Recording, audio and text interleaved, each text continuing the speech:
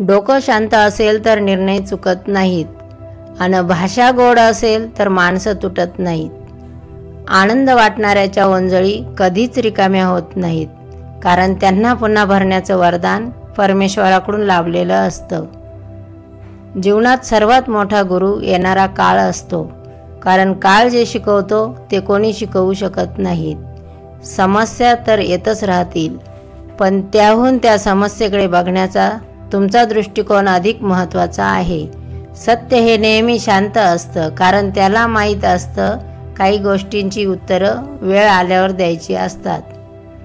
आपले कर्म हेच आपले भाग्य असे समजून काम करणारे कधीही अपयशी होत नाहीत. कोणी कोणाचं नाही म्हणून जगणं थांबत नाहीत आणि कोणी कोणाचं आहे म्हणून मरणं लांबत नाही. ज्याला उंच उडायचं असतं त्याने इतर गोष्टीत गुंतायचं नसतं. कोणाच्या चांगलेपणाचा इतका फायदा नका घेऊ की तो वाईट बनायला भाग पडेल. लक्षात ठेवा की वाईट नेहमी तोच बनतो जो पहिले चांगला बनून तुटलेला असतो. सगळ्यांना सगळं सांगत जाऊ नका, कारण एखादा माणूस कितीही जवळचा असला तरी तो कधी गद्दारी करेल सांगता येत नाही.